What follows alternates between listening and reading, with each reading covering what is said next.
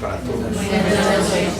Estábamos hablando sobre la superación de los pensamientos y la manera de ir llegando hacia el desarrollo de la intuición, y por supuesto que esto implica cosas bastante importantes desde el punto de vista de la fisiología energética y de lo que cada uno de nosotros maneja en su día a día.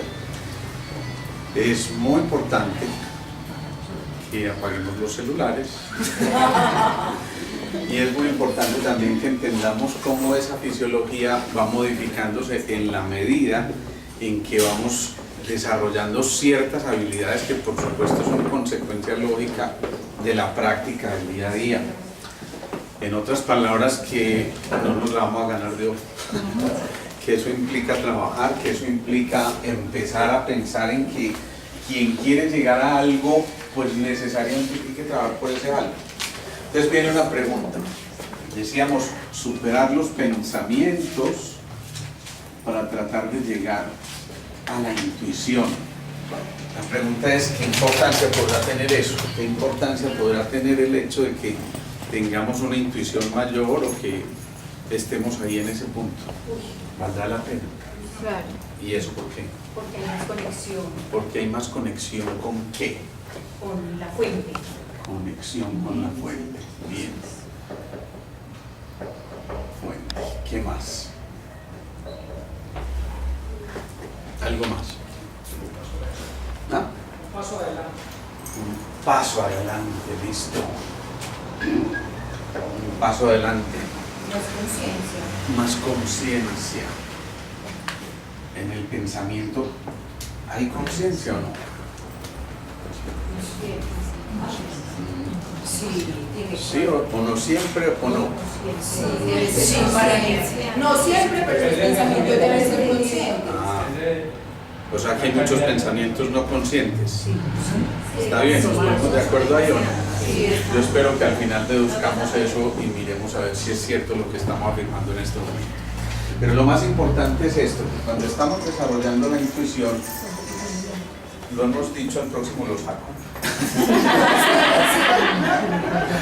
Lo hemos dicho, ese pensamiento conectado con el corazón, es decir, dicho de otra manera, cuando el corazón atesora la mente, alimenta la mente, entonces en ese momento se está dando un paso grandote hacia la intuición. Si entendemos eso, entendemos también que ir hacia el desarrollo de la intuición necesariamente tiene condiciones muy específicas. Una de esas condiciones son la primera, por supuesto, la confianza. Y la confianza es esa fianza en el corazón. Es decir, es volver a los órdenes del amor. Cuando yo estoy desde los órdenes del amor, esa confianza no me permite a mí ningún tipo de duda. Y con eso lo primero que estoy diciendo es que la primera enemiga de la intuición es la duda. Y por supuesto, si uno empieza a alimentar las dudas, está alejando la posibilidad de que el corazón atesore la mente. Está alejando la posibilidad de que estos dos sean una unidad, y esa unidad que vaya en los términos del amor.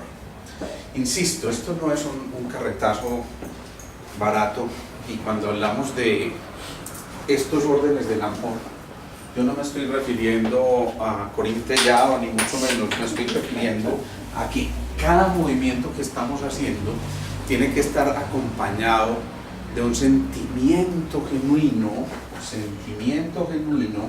de lo que estamos haciendo. Eso implica entonces también una coherencia con lo que estamos pretendiendo llegar a ser también.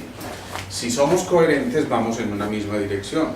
Si somos coherentes, pensamos, sentimos y actuamos de la misma manera. Si somos coherentes, dejamos atrás eso que está generando barreras y obstáculos para despejar el camino e ir ligeros de equipaje.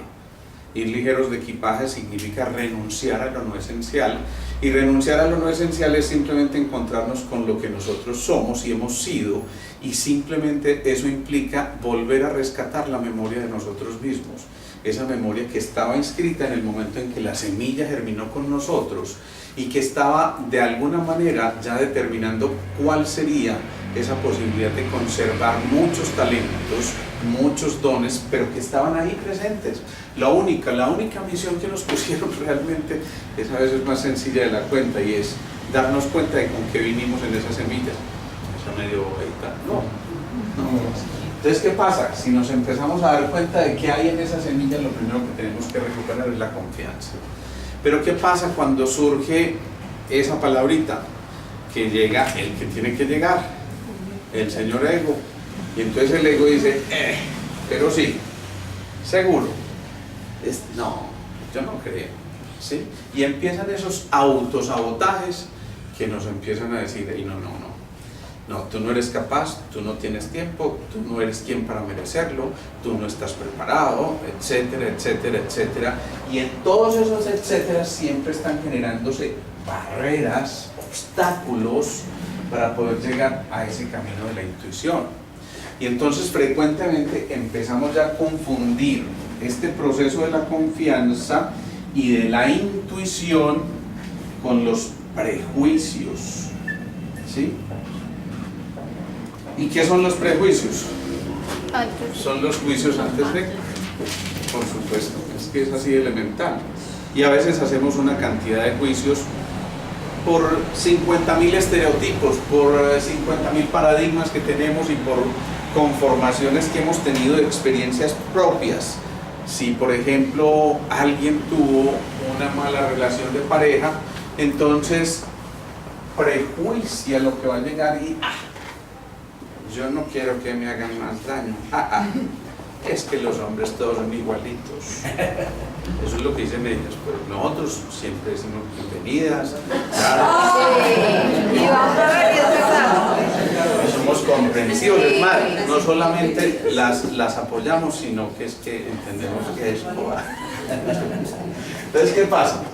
Si entendemos esto de los prejuicios, estamos evitando llegar a una cosa fundamental, y es que para poder llegar a la intuición es muy importante eliminar cualquier juicio que nosotros tengamos a priori de algo, y ese algo puede ser la raza, ese algo puede ser la religión, ese algo puede ser una posición jerárquica en la empresa o en la familia o en el núcleo, ese algo puede ser la manera de vestir, ese algo puede ser la voz, ese algo puede ser cualquier cosa, porque siempre habrá excusa para empezar a buscar errores.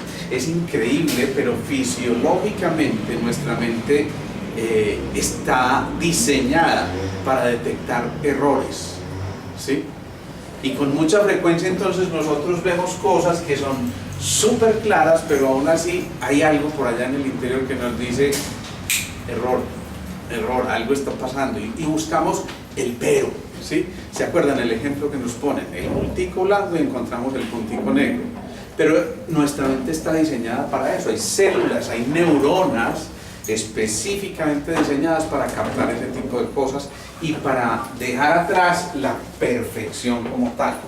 Es decir, siempre hay un intento por intentar justificar algo, por intentar digamos que llevar a cabo una serie de movimientos y pensamientos interiores, pero basados en experiencias previas. Y entonces, si existen esos prejuicios, estamos juzgando antes de tiempo, y por supuesto juzgar implica empezar a trabajar con este movimiento de la balanza. Dios mío, ¿esto se parece a una balanza? Supongamos que esto es una balanza, más o menos, ¿sí? Entonces, cuando estamos jugando con esto de los prejuicios, vamos echando cositas acá o cositas acá, y finalmente eso tiene que pasar de un lado al otro, y volvemos a llegar a esto de la duda, porque siempre esa duda implica dualidad, o es acá, y no nos enseñaron que podía ser en los dos, es decir, que podía haber un movimiento de complementariedad más que de contrariedad. Eso es fundamental. Si entendiéramos solamente eso, estaríamos despejando el camino, pero notoriamente, para poder llegar a ese proceso de la intuición. Entonces, si yo digo desarrollar la intuición, evitar prejuicios, generar confianza, también estoy diciendo necesariamente resolvamos los conflictos internos que tengamos, valga la redundancia, con nosotros mismos y con nuestros pensamientos. Frecuentemente esto es lo que más nos obstruye. Había un decano por allá en la facultad nuestra que decía: el pecado original no fue comerse la manzana, el pecado original fue aprender a pensar. Entonces él ponía un ejemplo muy interesante. Él decía: mire, a usted como estudiante de medicina, si ya le da un dolor de cabeza, usted piensa: ¿será la presión? ¿Será un aneurisma? ¿Será un tumor? ¿Qué será lo que está ocurriendo? Y se imagina 50.000 cosas. El campesinito de pronto analfabeta que no tuvo oportunidad de estudiar y de educarse adecuadamente dice: dolor de cabeza igual aspirina, punto, se acabó el problema y no hay más conflicto. ¿Sí? No le pasa nada. Y no le pasa nada. Y no le pasa nada, y si le pasa ni se dio cuenta. ¿Sí? Entonces, ¿qué ocurre? Que tenemos que empezar a resolver esos conflictos internos. La gran mayoría de los conflictos internos están en relación con el manejo de lo que nosotros hemos llamado la conciencia. ¿Yo tengo la conciencia tranquila o no? Entonces, si uno se negocia y dice: no, pues sí. Pero frecuentemente cuando uno se va a acostar, empieza a pensar: uy, la embarré en aquello, uy, tengo esto pendiente, no he resuelto aquella cosa, y de pronto 2 o 3 de la mañana se despierta pensando: en verdad no lo resolví, en verdad yo tengo este inconveniente. Gran parte de los trastornos del sueño que existen hoy en día se deben a eso. Entonces la gente empieza a tomar sopiclonas y inductores del sueño, y aparentemente ese ser entra en un sueño profundo, pero resulta que ese sueño profundo no pasa por una fase fundamental que tiene el sueño, que se llama la fase REM, o de los movimientos oculares rápidos. Y si no pasa por esa fase REM del sueño, realmente no hay un descanso prudente, sino que al otro día se levanta como con esa sensación del guayao, o de que no fue suficiente el descanso, y hay una fuerza magnética extrañísima que surge en ese momento, y es que las cobijas lo atrapan y no lo dejan salir. Y qué raro que no dejan salir. Mucha gente termina aceptando y simplemente se entrega y no hace resistencia, ¿no? Pero resulta que ahí no está resuelto el problema, no está resuelto el problema, y entonces, insisto, muchas de esas cosas ocurren porque al momento de irnos a dormir traemos a la mente una serie de cosas que ocurrieron en el día.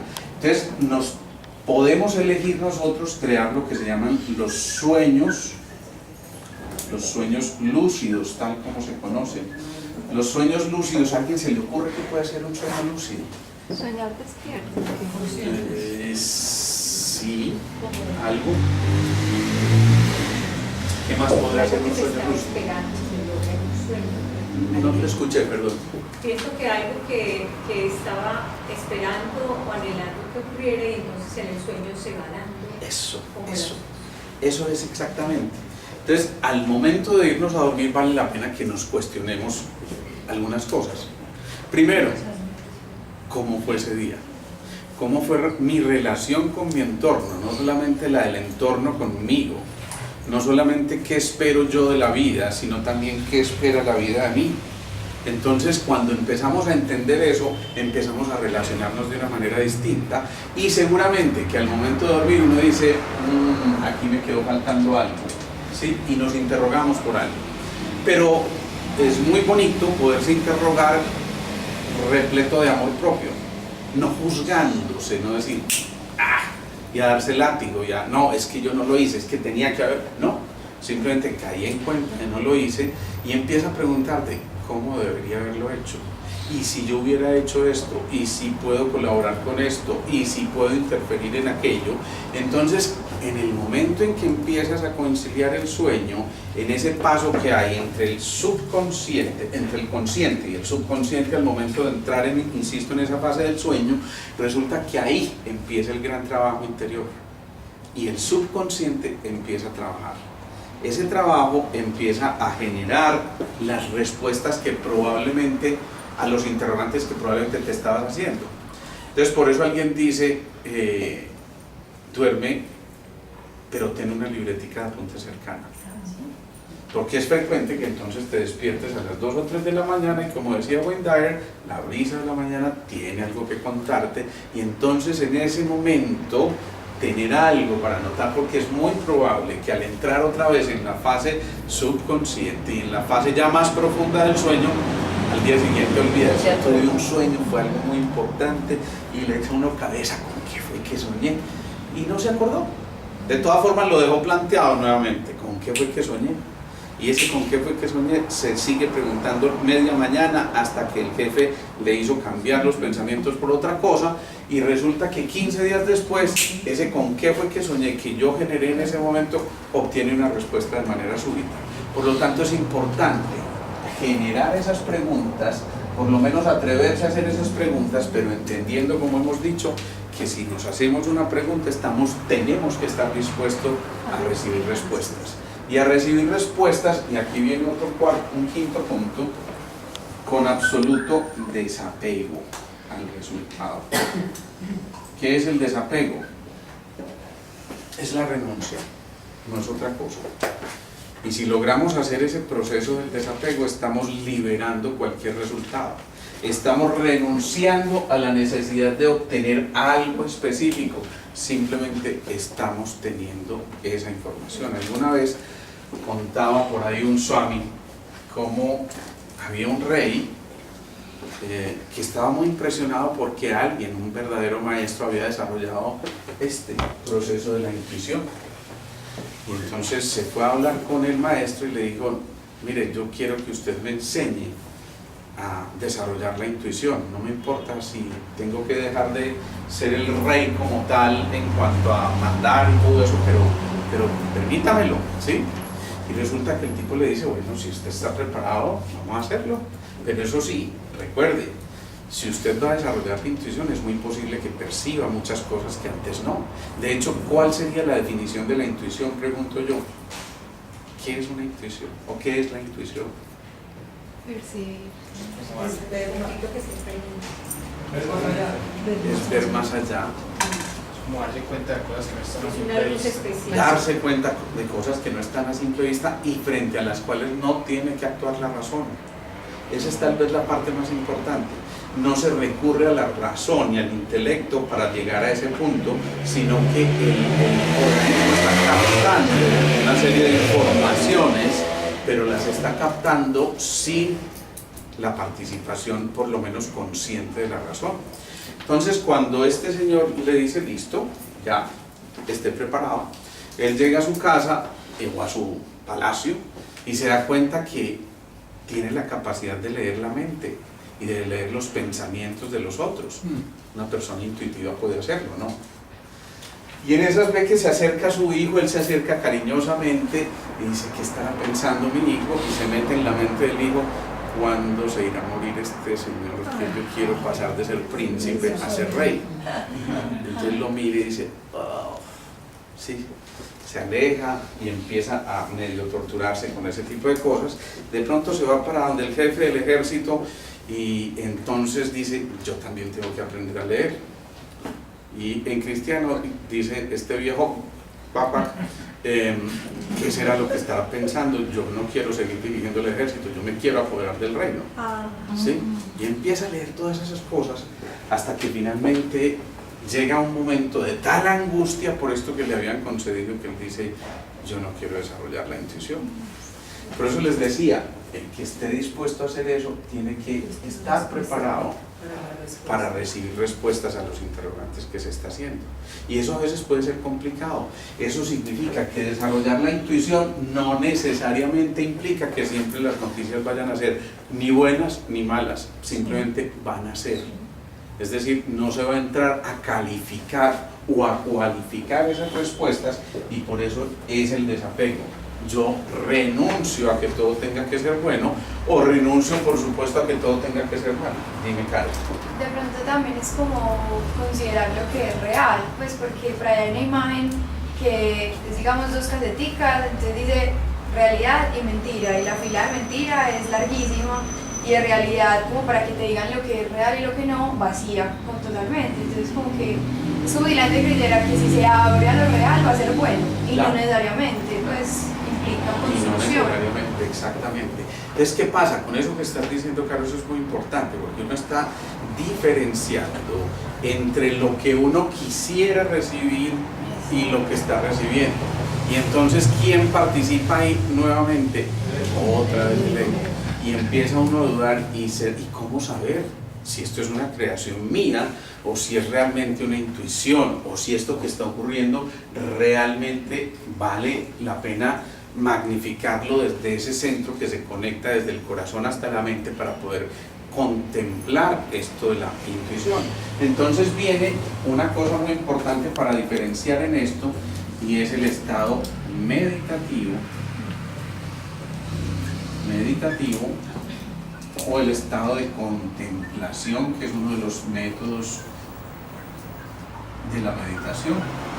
Ese estado de contemplación simplemente implica que estemos, como el nombre lo dice, contemplando, pero contemplando sin hacer las veces de juez, porque otra vez el ego vuelve y dice, venga, eso es bueno o eso es malo. El que contempla simplemente está exaltando los sentidos para darle sentido a los sentidos, y al exaltar los sentidos lo que está haciendo no es otra cosa que simple y llanamente captando. Pero hasta ahí no ha participado el intelecto, participa una cosa que es completamente, si se quiere, inactiva desde el punto de vista intelectual. Por supuesto los sentidos están activos, pero no participa el intelecto en ellos. Yo estoy viendo una pared, esa pared la estoy viendo y simplemente no estoy elaborando ningún esquema a partir de eso antes de que le permita a la razón entrar. Porque la razón entra y dice, no, la pared es una barrera, es un obstáculo para pasar a un determinado espacio, y esa pared, y entonces empieza a darle todos los calificativos que se ocurren. El que simplemente contempla es uno con lo observado. ¿Me hago entender? Sí. O sea, cuando somos uno con lo observado, no nos diferenciamos del observado. Y por eso alguien como ese meditador que les mencionaba la otra vez, logra colocar la mano en la roca y dejar la huella, porque él mismo es la roca en ese momento, porque él mismo no se separa de la esencia de lo que es. Se me ocurre algo muy interesante para reflexionar, Alejo, y si nos puedes ampliar, es que en ese desapego que mencionas tú, pues, o digamos cuando uno se cierra a esa parte intuitiva, también está condicionando mucho lo que es en especial el amor hacia el otro y lo que llega a uno, porque de cierta manera es como si yo dijera, a mí me enseñaron a querer así, digamos, mi hermano espera que yo lo quiera de esa manera, porque así me lo enseñaron. Pero cuando uno se permite pronto sentir un poquito más allá y permite diferencias y permite muchas cosas, se da cuenta que es un amor más libre, pues que está mucho más fuera de las condiciones pues o de los parámetros pues que te enseñan, ¿cierto? Entonces es como algo que es reflexivo y pues, no sé, como interesante, es salirse de ese desapego y esa condición que la gente en general espera tener y que uno también espera recibir, permitiéndose sentir, pues permitiéndose ir más allá, ¿cierto? Como Mejor que no ahí lo pude haber dicho yo, si quieres sigues aquí.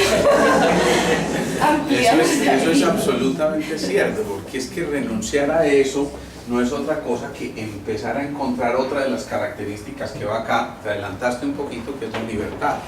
Pero ¿qué es la libertad? Es simplemente estar libre de cualquier tipo de ataduras, suelto, es decir, ir por el sendero sin que nada ni nadie te pueda atajar. Y cuando digo nada ni nadie, ojo, hago mucho énfasis en ese nadie porque frecuentemente nos dejamos atrapar en eso.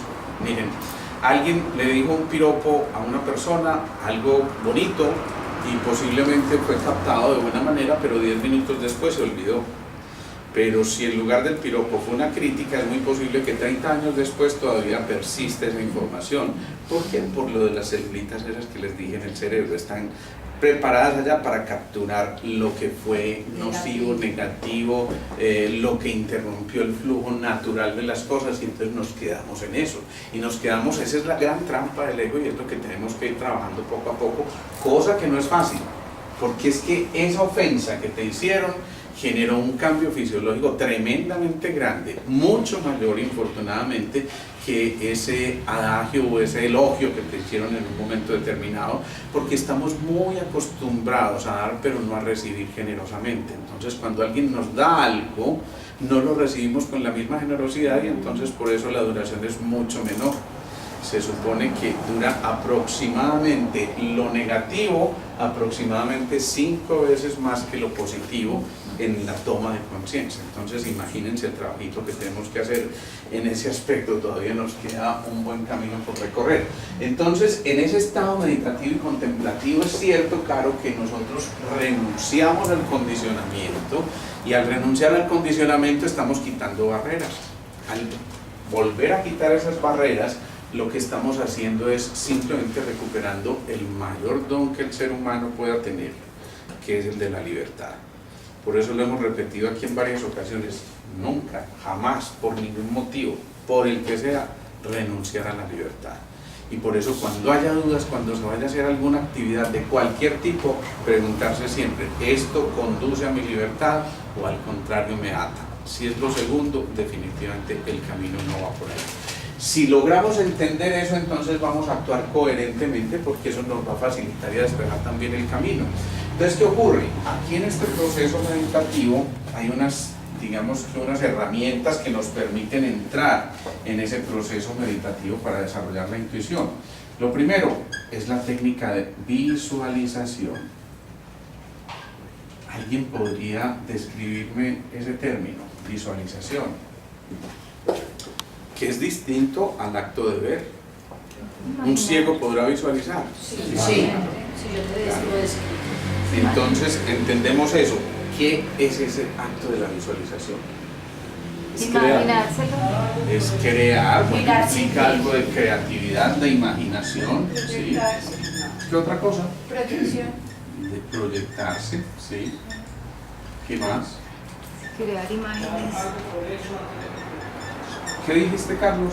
Algo por hecho antes de que ocurra. O crear. Bueno, lo ponemos así. Mirar sin verme. Bueno, ¿qué más? Ya que sería tener fe. ¿Alguien podrá sin fe visualizar o no? Sí. Sí, el visualizar es como O sea, que poner, no es condición como en el imágenes, hecho de ¿no? tener fe, ¿no? Componer imágenes Puede visualizar más fácil. es posible, pero no es una condición sine qua non, ¿sí? Es decir, alguien puede visualizar sin fe y sin embargo tener la capacidad de visualizar. Entonces, fíjense, todas estas características de la visualización implican ver más allá de los órganos de los sentidos. En otras palabras, es ampliar, entrar en un estado ampliado de conciencia. Yo no sé por qué la ciencia a veces denomina cosas tan extrañamente. En la ciencia se le dice a eso estados alterados de conciencia, cuando en realidad esos no deberían ser los alterados, esos deberían ser los estados naturales de conciencia. Tal vez los estados alterados de conciencia son los que no nos crecen. mantenemos generalmente, y entonces vale mucho la pena entrar en esos estados ampliados de conciencia, donde, insisto, tú puedes escuchar con el corazón, tú puedes ver desde el contacto con tu piel, tú puedes sentir el aroma del otro simplemente con el recuerdo de algo que viviste, y es decir, ampliar notoriamente toda esa frecuencia de vibración que nos permite a nosotros entrar en un estado mucho más sutil y comunicarnos con el otro desde herramientas a veces tan supremamente elementales que uno se queda sorprendido. Los niños son altísimamente intuitivos y altísimamente repletos de la capacidad de visualización. Si uno le dice a un adulto visualiza el elefante amarillo que está volando, se ríe, es ridículo, pero el niño perfectamente se puede montar en el elefante amarillo y salir volando, no tiene ningún problema, ¿sí? ¿Por qué? Porque no tiene todos esos prejuicios o paradigmas anteriores que bloquearon su posibilidad de ser co-creadores en este proceso del desarrollo de la humanidad.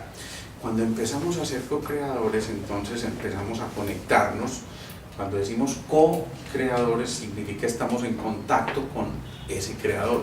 Llámenlo ustedes como lo quieran llamar, desde sus creencias, pero al fin y al cabo algo superior que visualizamos de esa manera como algo superior que fue el creador de algo, o por lo menos esa partícula desde donde todo partió, si lo queremos ver desde la física cuántica, o desde la matriz divina, o desde el campo punto cero, o desde cualquier visión de esas cosas que tengan que ver con la ciencia moderna actual, pero finalmente el contacto con esa fuente a la que hacías referencia ahorita, Margarita.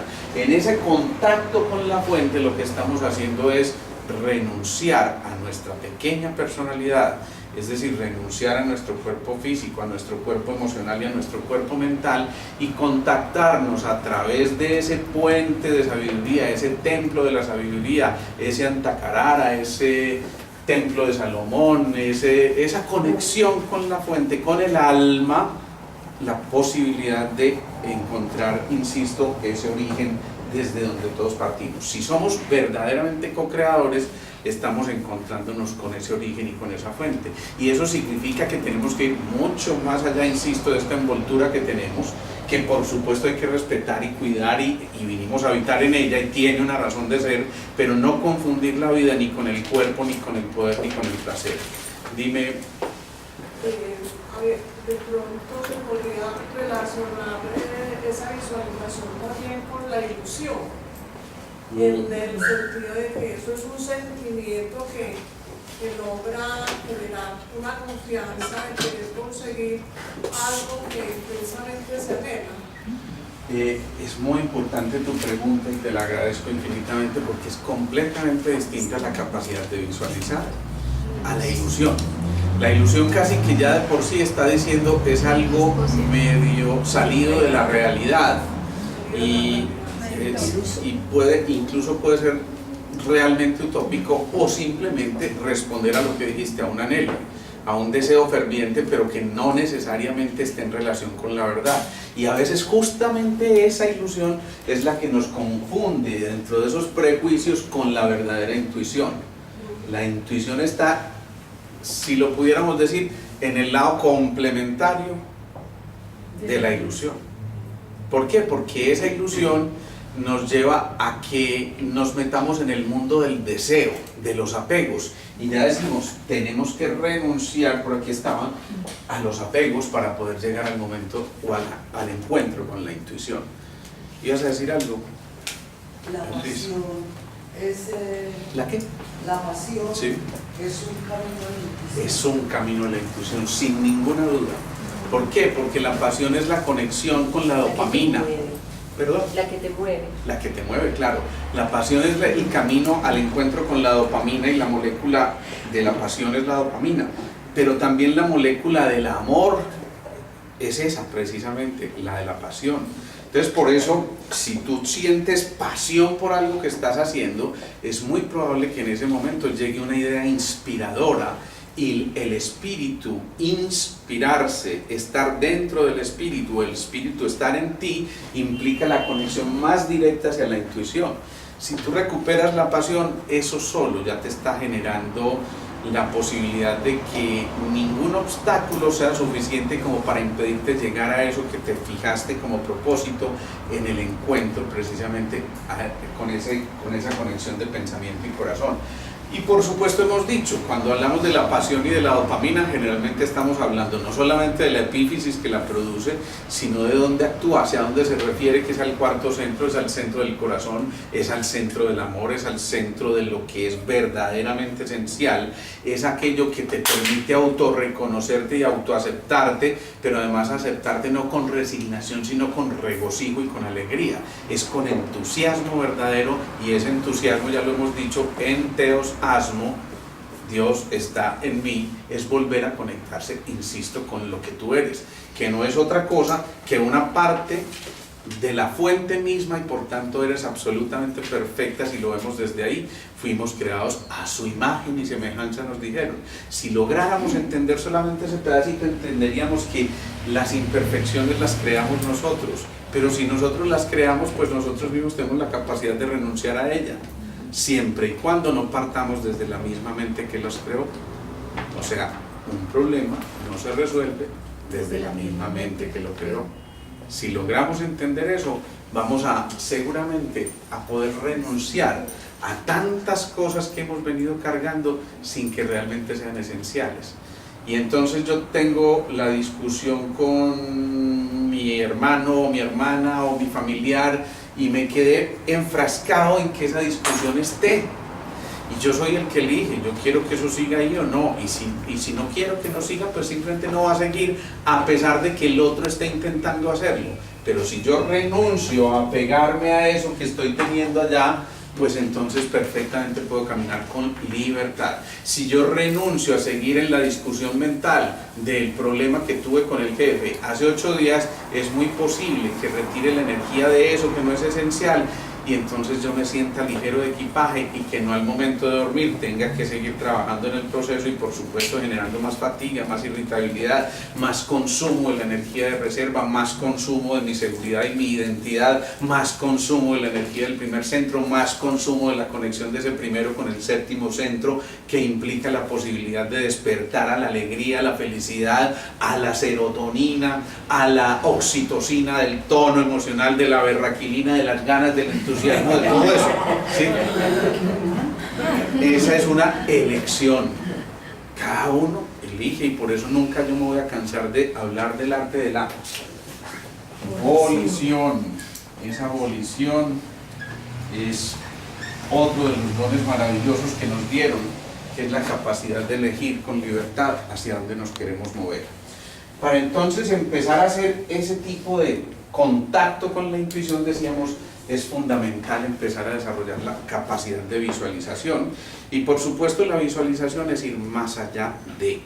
Por eso un pensamiento semilla nos permite a nosotros conectarnos con algo que queremos llegar a entender y a comprender. Por eso cuando cada semana aquí ponemos un pensamiento semilla para trabajar durante toda esa semana, en este caso el pensamiento de la intuición, si simplemente sembráramos esa semillita, pero responsablemente nos hiciéramos cargo de esa semilla que sembramos, en este caso se llama la intuición, entonces si yo soy responsable de la semilla, pues la riego, le echo agüita, la abono, estoy pendiente de que tenga unas buenas condiciones, un calor adecuado, una humedad determinada, unas condiciones que finalmente favorezcan el proceso de la germinación y por supuesto del crecimiento de eso que germinó en un momento determinado y que va a dar origen a cosas muchísimo más profundas que van a permitirnos encontrar verdaderamente esa respuesta a la visualización. En otras palabras, ahí comprendemos por qué el que cree, crea, y por qué el observador cambia lo observado. Cuando el observador está en presente, significa no puede estar cargando el ancla del pasado ni poniendo el resto de su vida en las expectativas del futuro. Simplemente está. Simplemente está, y cuando digo simplemente está, significa hay un momento contemplativo. En el momento de la contemplación no hay tiempos de la manera como los concebimos, porque existe un único tiempo, que es el presente.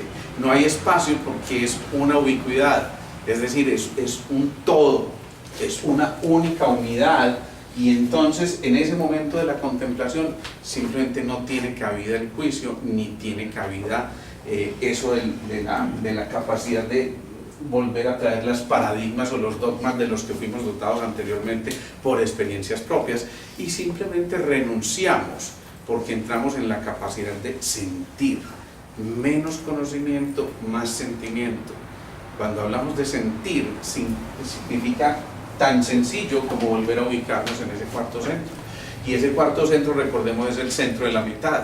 1, 2, 3, 4, 5, 6, 7, ¿sí? Es decir, no es al azar que ese cuarto centro esté donde está y que ese corazoncito esté habitando en el cuarto centro, porque es desde ahí desde donde verdaderamente se alimentan los órganos de los sentidos. Pensábamos mucho lo contrario en neuroanatomía y en las ciencias de la neurología, y es que todas las señales venían del cerebro hacia la periferia, Y resulta que la neurocardiología, que es una ciencia descrita en la medicina tal vez en los últimos 15, 20 años, se ha descrito que hay más conexiones del corazón al cerebro que del cerebro al corazón. Luego, ¿quién es el que verdaderamente comanda los órganos de los sentidos? Es la pregunta. ¿Con qué ojos veo? ¿Veo con los ojos del intelecto o veo con los ojos del corazón y del amor? ¿Escucho con los oídos de esas fibras nerviosas que conducen hasta los huesecillos y a la membrana timpánica y llegan al órgano de Corti para proyectar la información en la zona temporal del cerebro? ¿O escucho desde mi corazón y entonces puedo intuir, valga la reafirmación en esa palabra, intuir qué hay detrás de tus palabras? Y entonces a veces cuando alguien te habla y te dice alguna cosa determinada, tú sabes que de fondo hay otra cosa y puedes conectarte con tu corazón y tu mente para meter tu corazón y tu mente en el otro y ser uno con el otro y poder sentir al otro. Y ahí viene otra cosa fundamental en el desarrollo de la intuición que se llama la empatía. ¿Alguien sabe qué es la empatía? La capacidad de aceptación desde el corazón. Perfecto, es la capacidad de aceptación, por ejemplo. Ya tengo la tentación de no aceptar esto y borrarlo. Entonces, la capacidad de aceptación no es otra cosa que la posibilidad de aceptación, no es otra cosa que la posibilidad de resonar con el otro, ¿sí? Contar con el otro. Resonar con el otro es vibrar en el mismo patrón frecuencial, ¿sí? Es esto, es ir al unísono.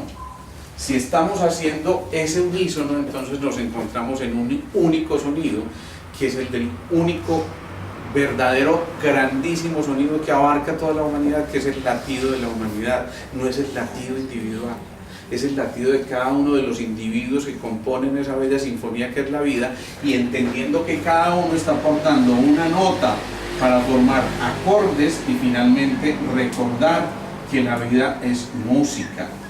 O dicho de otra manera, entonces aquí estamos hablando del sonido, pero también podemos hablar de la visión, y entonces cada uno de nosotros aporta un tono para generar colorido y finalmente generar también la verdadera obra de arte, digámoslo así, que es la vida. Y por lo tanto entendemos que la vida es colorido. Y si entendiéramos solamente esas cosas, podemos explorarlo con todos los órganos de los sentidos.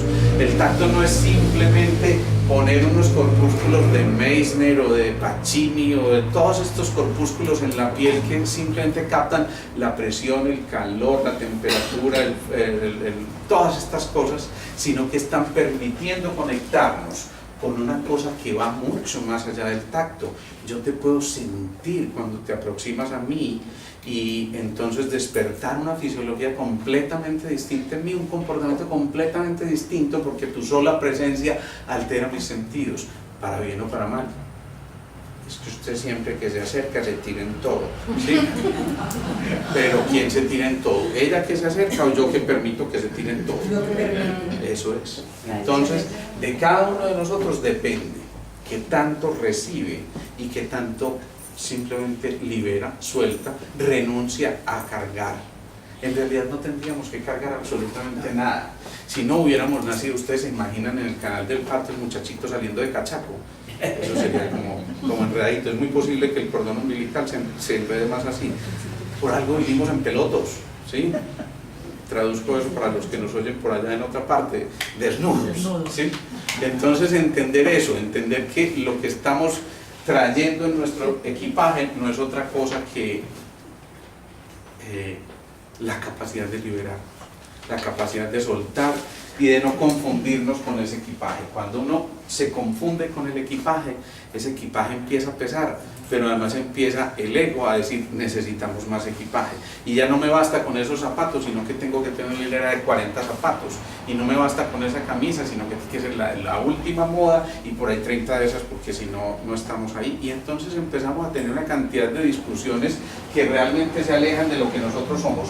Desarrollar la empatía, vuelvo e insisto, no es otra cosa que empezar a vibrar en la misma frecuencia del otro. Entonces la pregunta es, ¿de dónde parte la empatía? ¿Cómo puedo yo llegar a vibrar con el otro? ¿Cómo puedo yo empezar a, aquí voy a utilizar una palabrita, a sintonizarme con el otro? ¿Sí? Sintonizarse con el otro. ¿Cómo puedo hacerlo? ¿Desde dónde? Amando. Las órdenes del amor. Pregunta, ¿lo puedo hacer desde el intelecto? No. Es muy probable. No espero nada de esa persona. ¿Perdón? Cuando no espero nada de esa persona. Cuando no espero nada de esa persona. Incluso podría esperarlo y sintonizarme con esa persona, pero ese no puede ser el móvil. O sea, no puede ser eso lo que te lleva a tratar de encontrarte con el otro. Es posible que tengas esa expectativa o por lo menos esa esperanza de volver a sentir con el otro eso que estás buscando, pero no ese es el móvil. Entonces, Es el amor, el amor. Desde los órdenes no es que, perdón, No es espontáneo. claro, debería ser completamente espontáneo. Esa capacidad de sintonizarse no debería estar condicionada por nada. Realmente el verdadero condicionamiento renuncia a todo eso que tú tienes en tu interior. Y si eso no es espontáneo, como tú dices, pues realmente no está ocurriendo. Y entonces la pregunta es, ¿cómo hacer para que eso que surge sea verdaderamente espontáneo? El amor, Claro, claro.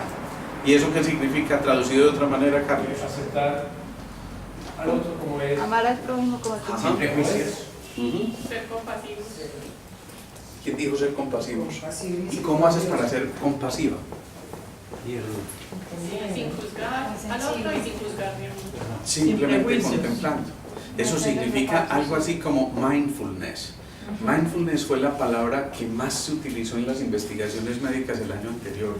Imagínense qué tan importante es el mindfulness. Eso traducido en paisa significa atención plena.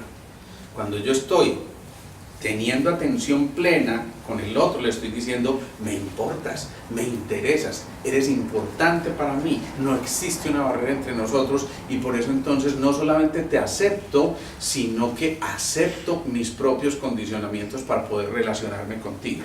Diría yo que entonces el respeto tendría que... Profundo. Tiene que partir de ese respeto. Ese respeto profundo es el que hace que podamos bailar la misma melodía. ¿Qué ocurre cuando una pareja empieza a tener desencuentros? Que están bailando melodías distintas. Y si yo bailo un merengue y mi pareja baila un bolero al mismo tiempo, se chocan. es muy probable. En la mejor de los casos se van a chocar. Es muy posible que los dos terminen en el suelo, y bueno, si terminaron en el suelo hasta puede ser interesante, ¿no? A lo mejor se vuelven a reencontrar, ¿no? Pero ¿qué pasó? Que ese totazo en el suelo los hizo encontrar con una pausa casi que obligatoria. ¿Qué estás diciendo ya por ahí? Esa pausa obligatoria lo que está haciendo no es otra cosa que la necesidad imperiosa de que a través de la pausa se vuelva a encontrar el ritmo, ¿sí?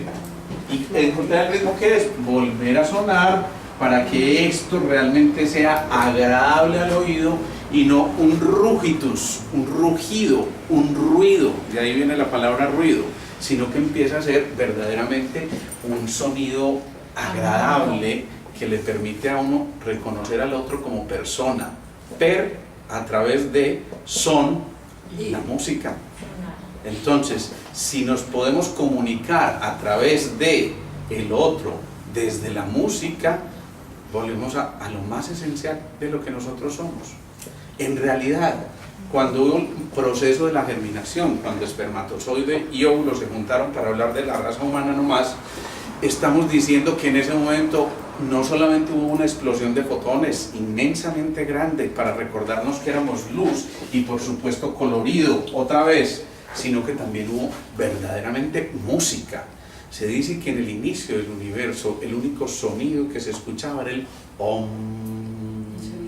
y por eso se atribuye al OM el sonido primordial. Y si acalláramos el ruido, escucharíamos solamente un sonido como ese que nos permitiría a nosotros volver a encontrarnos con esa fuente y con ese origen y volver a hacer el camino de regreso. El camino de regreso, el de retorno a casa, no es otra cosa que el de la vuelta al corazón, la vuelta al centro. Es después de haber dado toda esa cantidad de rodeos, es volver a entender que ese centro estaba ahí y que no había que buscarlo de a mucho por allá por fuera. El problema es que perdemos mucha parte de nuestro tiempo porque nuestros órganos de los sentidos como tal, nos engañan.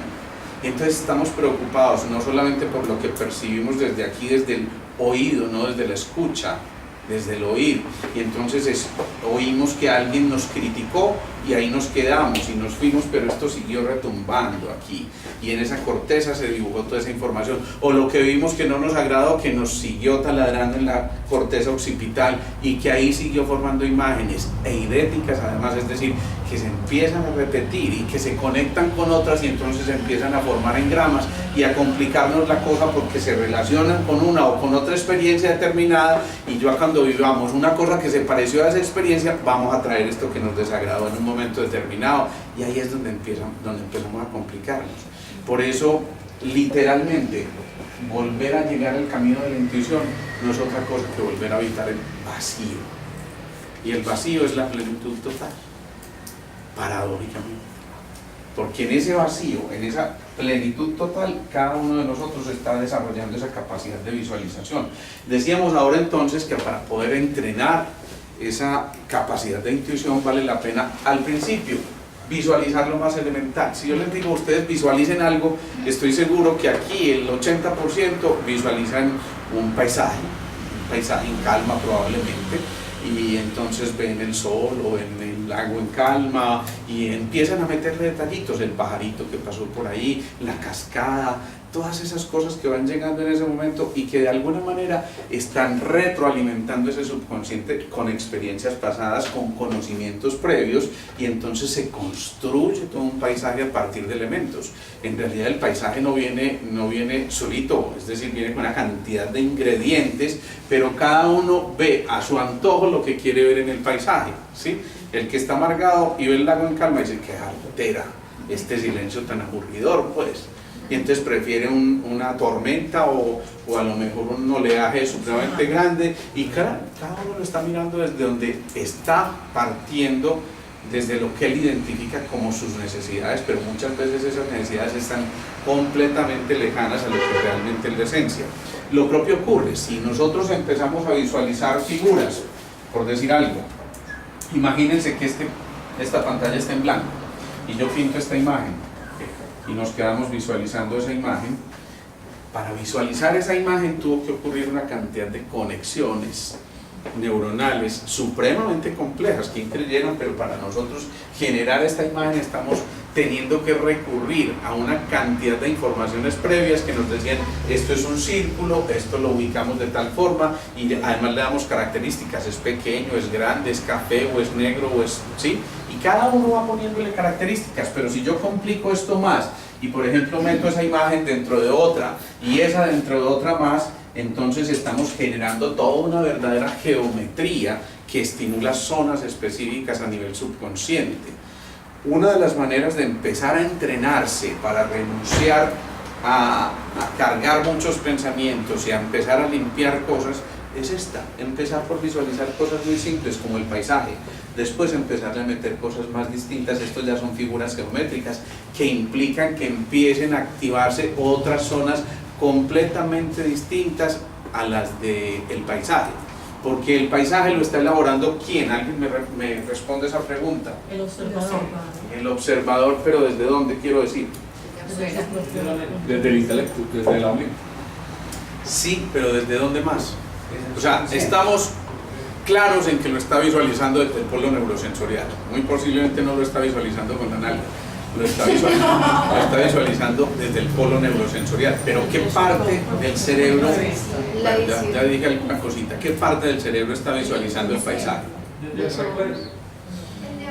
Desde su propio punto de vista. Parte del neocórtex, por supuesto, pero ¿qué parte del neocórtex? Una muy específica. El subconsciente. Mejor dicho, se los voy a poner todavía más fácil. ¿Hemisferio derecho o hemisferio izquierdo? Derecho. Derecho. Derecho. El derecho es lo creativo, lo, digamos, lo abstracto, lo poético, lo intuitivo, si se quiere, en gran parte. Pero el izquierdo es mucho más matemático, es mucho más concreto, y por tanto, estas figuritas, ¿quién las visualiza? El hemisferio izquierdo. Entonces, lo que yo estoy pretendiendo con estos dos ejercicios simples y elementales es establecer un diálogo entre los dos hemisferios cerebrales que están haciendo este movimiento. ¿Se acuerdan cómo se llama este movimiento? El del, bueno, muy bonito, el infinito. Se llama, pues, un poquito más complejo, que es la lemniscata. Y ese movimiento que está haciendo, conectando los dos hemisferios continuamente. El hecho de hacer esta figurita que habíamos dicho la otra vez, pintarla en los momentos en que no tengamos nada que hacer, esto solo está permitiendo que ese cerebro se equilibre y que empiecen a dialogar los dos hemisferios cerebrales. Entonces todo ese papel de reciclaje que tengan por ahí, utilícenlo para algo productivo. Y esto puede crear de verdad un camino muy sencillo para empezar a despegar con la intuición. Y viene aquí una cosa fundamental, porque la empatía, ya lo decimos, es la capacidad de conectarse con el otro desde ese corazón. Es decir, desde la resonancia con el otro, sin permitir que haya impedimentos complejos que somos los que nosotros vamos creando. Pero la empatía también implica una cosa que cada vez escasea más, que se llama simpatía. ¿Y qué es simpatía? Simpáticas. La persona simpática es la persona cordial, amable. Amable. Cuando tú te imaginas una persona cordial, amable, te la imaginas así. ¿Cómo te la imaginas? Alegre. Alguien dijo alegre. ¿Dónde está la alegría? El corazón. Otra vez.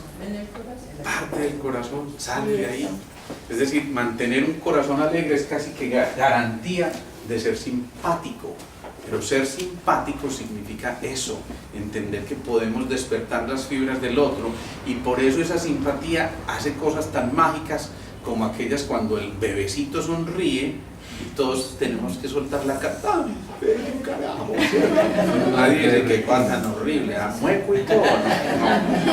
No. Todo el que ve a ese niño sonriendo, lo primero que se imagina, qué maravilla, qué ternurita, qué cosa tan linda cara, cosa tierna, como dice un amigo mío, ¿cierto? Entonces, cuando eso está pasando, miren lo que ocurre, pero está ocurriendo porque hay neuronas en espejo que logran captar esa información y que se conectan no con cualquier parte. Esa imagen específica de ese niño sonriendo, que significa paz, equilibrio, armonía, inocencia, coherencia, sabiduría, libertad, todas esas cosas que son producto de una única expresión de las emociones, que es el amor. La otra expresión es el temor. Y entonces el temor sí implica conectarnos con lo que verdaderamente no es esencial, y es el quedarse con el gruñón del jefe, o es el quedarse con el alegato con el esposo o la esposa, o es el quedarse con la discusión que tuvimos, o es como los hinchas de Nacional últimamente, pues, que están alicaídos, no comprende. Entonces ahí surge la verdadera comprensión amorosa, que no es otra cosa que entender las limitaciones de los verdes. Pero bueno, eso es parte, no le metamos política. Bueno.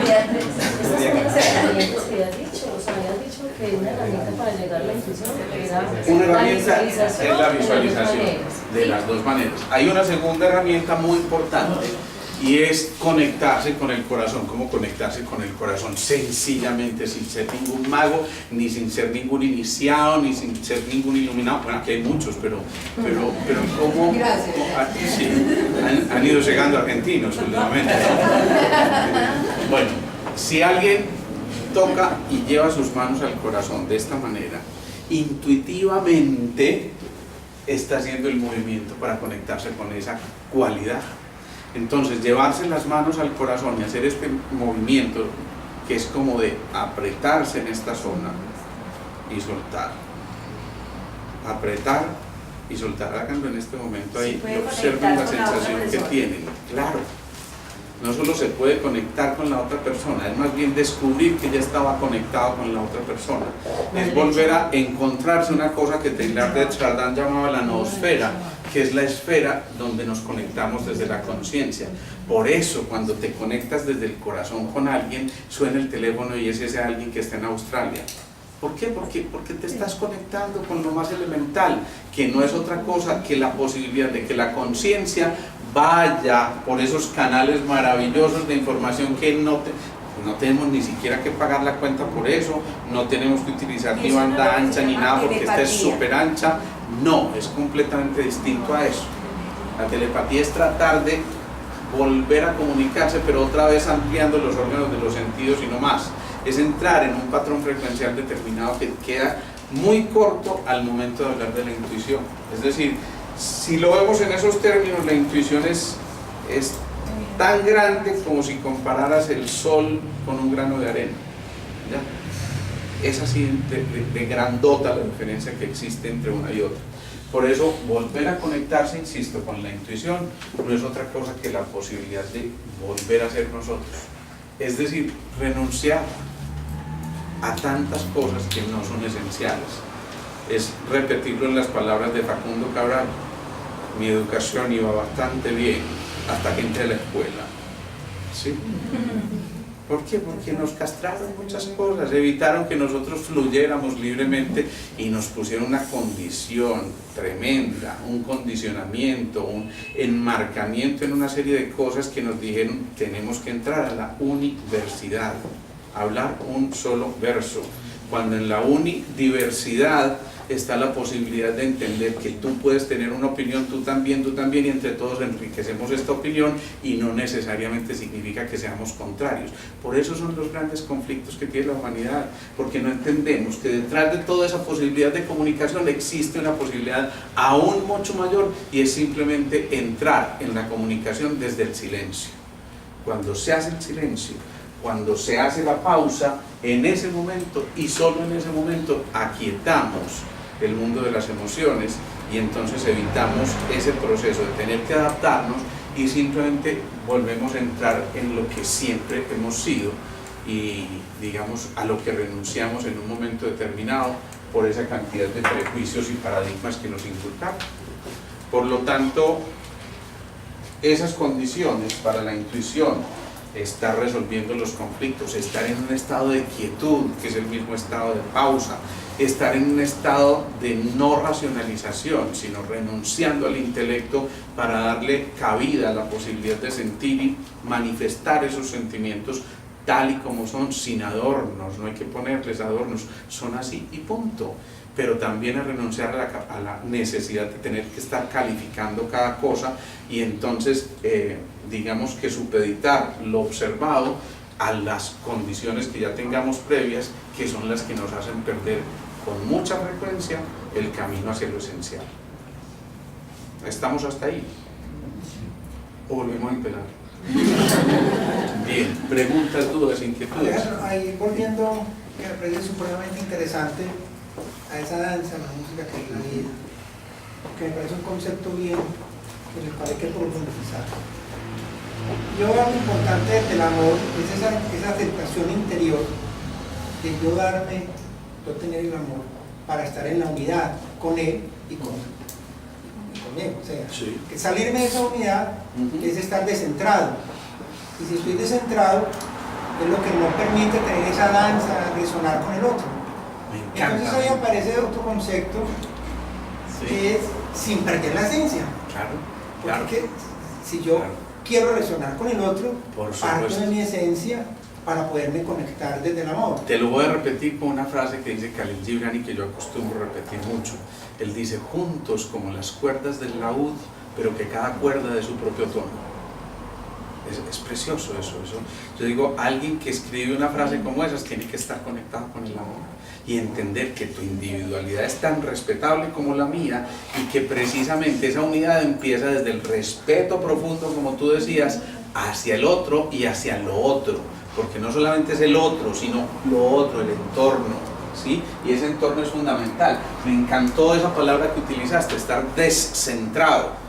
Es volver al centro este orden del amor no es otra cosa que volver al centro.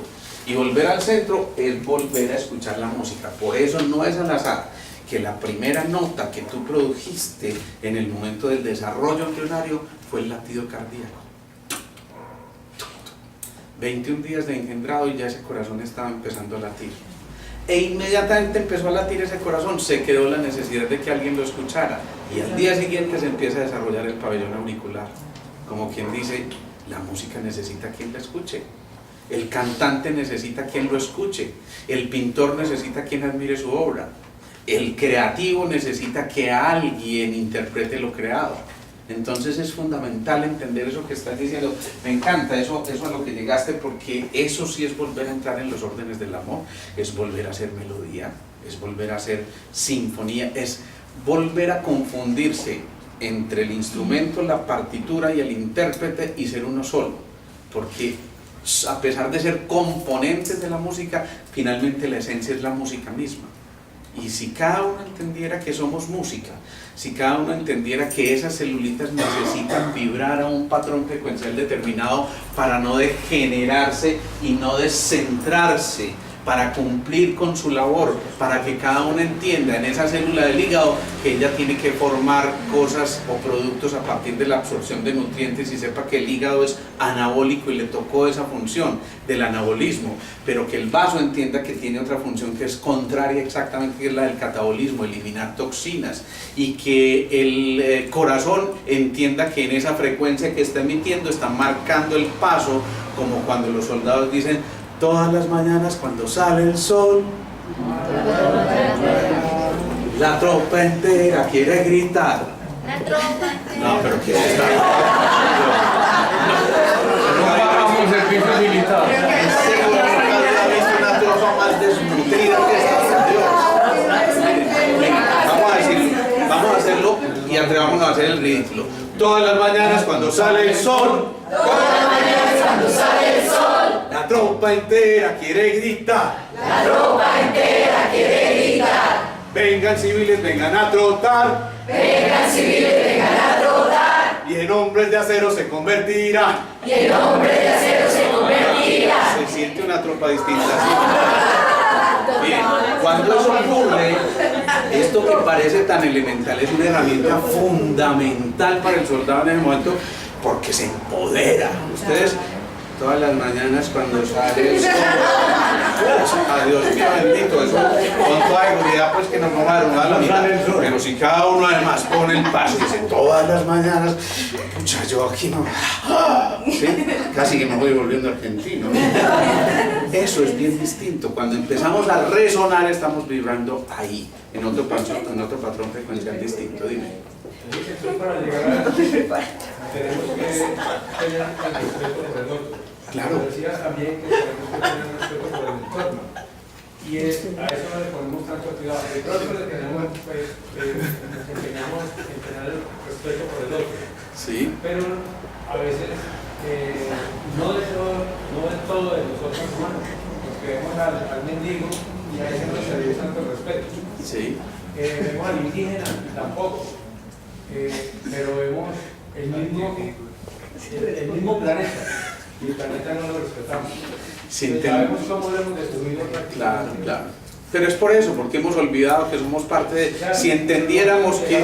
Perdón. No hemos podido llegar a esa intuición. Esa es la gran tarea que tenemos de psicosíntesis como humanidad.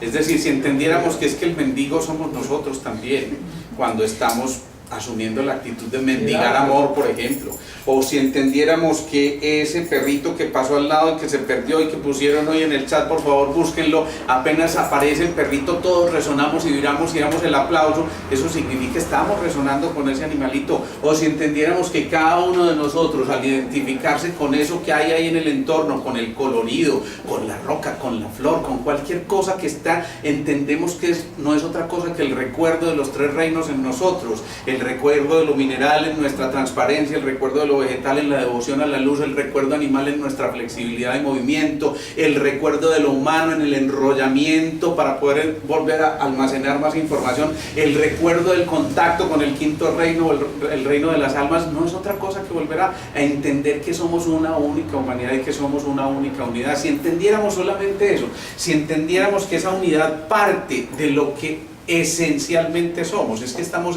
renunciando a lo esencial cuando nos separamos de eso, y es cuando empezamos a enfermarnos y a codificar de manera inadecuada las cosas. Cuando esa célula del hígado no entiende que tiene que cumplir una función para que toda la estructura permanezca y renuncia a esa estructura, entonces sale la del colon y dice, no, coman mierda. Sí, y eso es lo que está pasando. ¿Sí? No es otra cosa, es entender esa parte.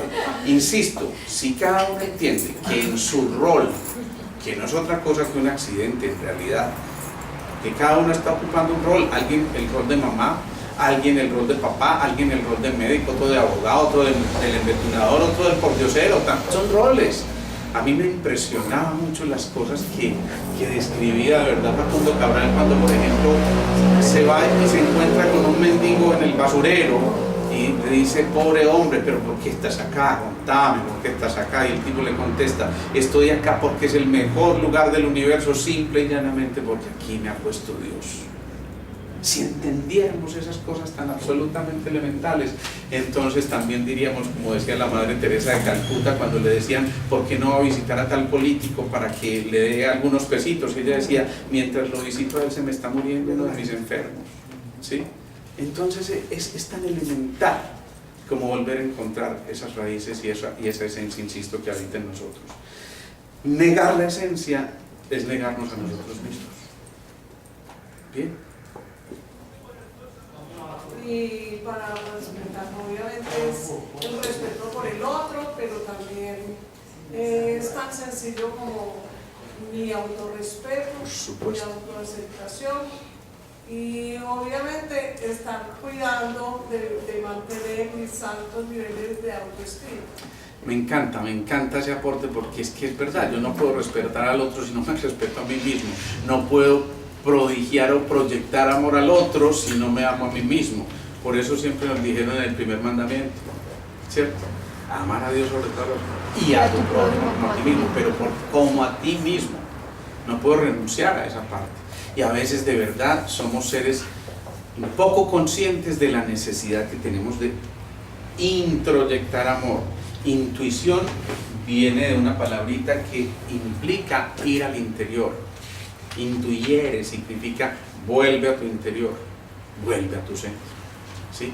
Pero yo no puedo dar de todo eso que yo soy si no conozco lo que yo soy.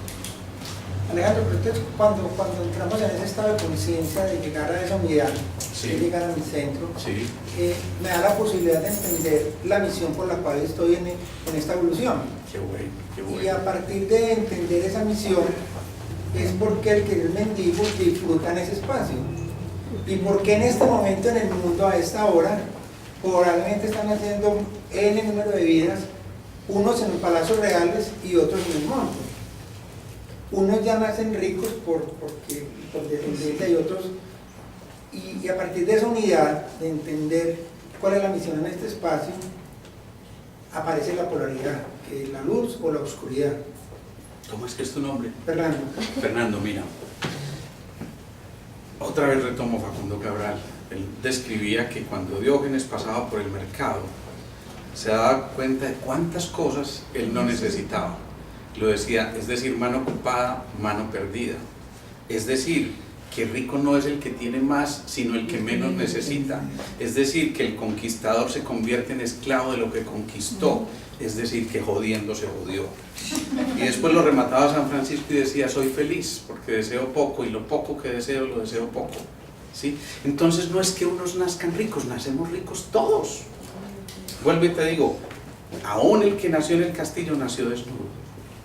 Aún el que nació en el más pobre de los pesebres llegó a ser rey. ¿sí? Es decir, cada uno de nosotros no solamente eligió dónde encarnarse, sino su misión. Y esa palabra me encantó, porque es que en realidad cuando tú vuelves a encontrar tu misión, estás haciendo una remisión. La remisión no es otra cosa que volver al estado original. Cuando en medicina hablamos de que alguien hizo una remisión, significa que a pesar de que la medicina lo había desahuciado, se recuperó y ahí está vivito y coleando y volvió a ser el que era, ¿sí? Eso es una remisión, volver a encontrarse con la misión. Bueno, vamos a terminar, ¿sí? Que nacimos con todo lo que necesitábamos. ¿Qué necesitábamos? Nada, así de sencillo. Esa es la conclusión brillante y sustanciosa del milenio. Sí, eso es una maravilla. Vamos a terminar haciendo la